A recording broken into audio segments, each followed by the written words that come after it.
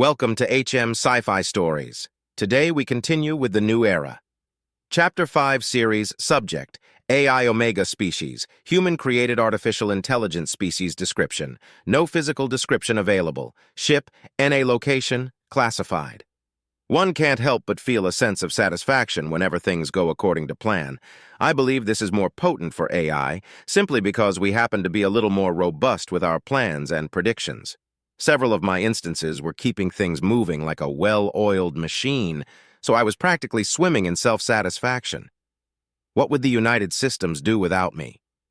Several corporations have been researching more fuel-efficient reactors for years now, which has given Henry a lovely little boost with its reactor research.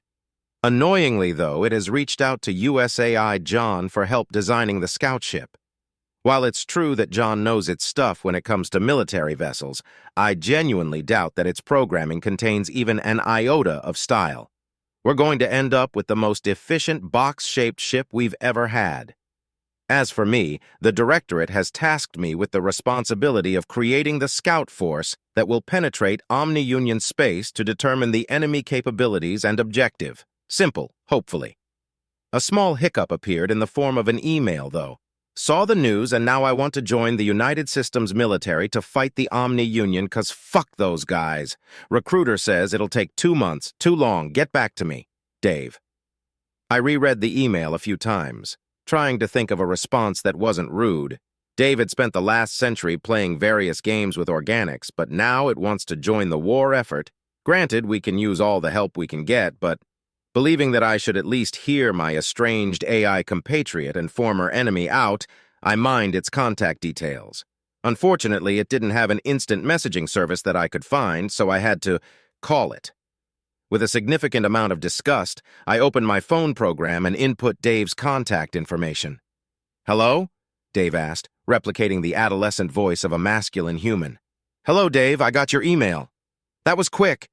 I take it you're going to help me join the military." "Actually, no, shut up. Let me join. I can help." "How?"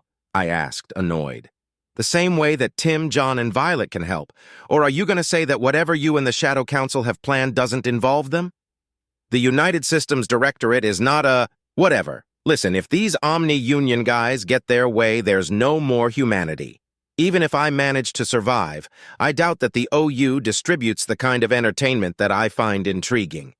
So you want to fight the OU because they probably don't make video games?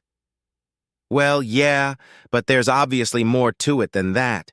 There's the whole bragging rights angle, and obviously the fact that my friends might die if I don't. They're not like you. They don't come back from the dead." My annoyance, which had been steadily building for the entire conversation, abated for a moment. I found myself intrigued by the prospect that Dave had made friends.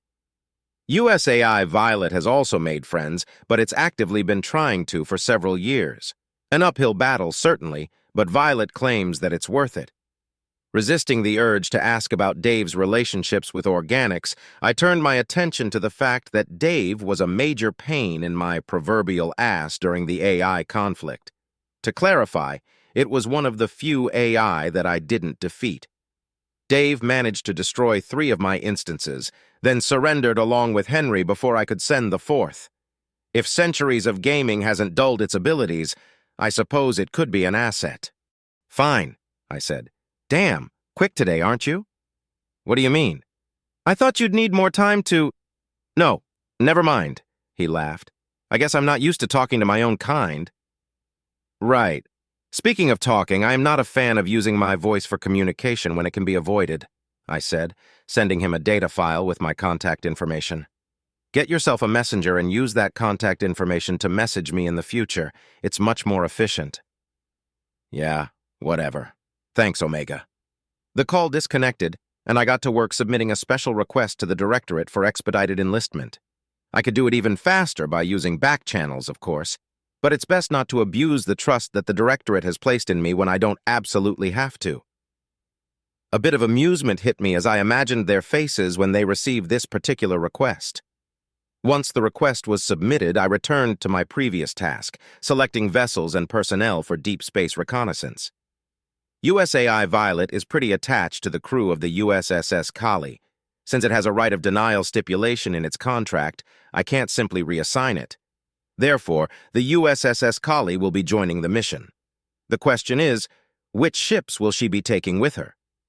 Her current complement of vessels would be an ideal choice, but some of her captains are far overdue for leave. Most captains wouldn't complain due to the threat that the Omni-Union poses, but that in and of itself is a problem. Mental health is vital, and pretty much everyone knows this, but during times of crisis, many believe that their little sacrifices will make a difference. Sacrifice a little leave here, a little sleep there, a meal or two, and you'll win the war. It is, in fact, the inverse that is true. No matter the stakes, if you push your morale low enough, you'll lose the fight. Each of those little sacrifices chip away at you until all that's left is a frazzled mess that is unfit for command. As such, swapping out some of the Kali's destroyers for fresher crews is the smart move. This isn't likely to be an easy mission, and we need every edge we can get. Plus, it isn't as if it will be difficult to find ships to swap them with. Captain Young of the USSS Liberty, for instance, seems to be a well-connected individual. I can't quite place how he heard about this mission, but he has requested to join. The Liberty was one of the first ships to take leave after the Allied assault on the OU, so they're fresh and fit. Additionally, Captain Young and his crew have superb service records. It really shouldn't be a problem to have the USSS Liberty take one of the empty slots in the Kali. That'll kill two birds with one stone, as it were. An idiom from a much simpler time when humans had not much more than slings to kill with. With modern technology, though, one can kill an entire planet's worth of birds with a single stone. I registered some amusement at this thought as I finished the USSS Kali's mission roster. Then, I turned my attentions to the various reassignment requests from the USSS Thanatos. Captains Reynolds, Wong, Kennedy, Samuels, and Mag Tees, as well as shiphead Eulina, have requested to be reassigned to this mission. Is ambassadorial duty truly so dull? I would have denied these requests outright, but they found their way to me by way of Director 3, who pointed out that diplomatic staff may be needed if we make contact with non-hostiles during the mission. While this is an unlikely eventuality, I can't help but draw parallels to my own justifications for bringing along the Marines. There's also the matter of Tim. Like Violet, Tim has a right of denial stipulation and will use it if I try to reassign them elsewhere. However, while Violet is unreasonably attached to the entire crew of the Kali, Tim is just unreasonably attached to Captain Wong. If I were to leave the Thanatos and bring along the USSS Valor, Tim would come along peacefully. But the Valor is a frigate, which would mean leaving one of the Kali's destroyers behind just to take Tim with me. It's best just to let the Thanatos tag along. I found myself annoyed that only the AI that I actually like are so damn difficult when it comes to assignments. USAI. John has a shitty personality, but at least it will go where it's told. Well, depending on who is doing the telling, bending over backwards to get the other AI on this mission with me is a pain, but I consider it worth it. They think differently than I do. While it is true that I can create an army of myself, I'd still only ever think like me. As such, the other USAI may come up with solutions quicker than I can when time is of the essence. We're going to need every advantage we can get. It didn't take me long to have our lineup figured out. The scout ship would investigate Omni-Union space and report directly to the USSS Thanatos, who would be supported by the USSS Kali. That gives me Violet and Tim. John is already on board, and Dave's admission into the United Systems military is going well. Henry, a non-combatant, will be left behind. We will approach Omni-Union space and scout from long distance, identifying defenses and potential weaknesses. On our way there, we will drop FTL communication arrays that will allow us to send our findings back to the Milky Way galaxy. Once we find an acceptable method of attack, we will do so. Now we just have to wait for our technology to catch up to my plans.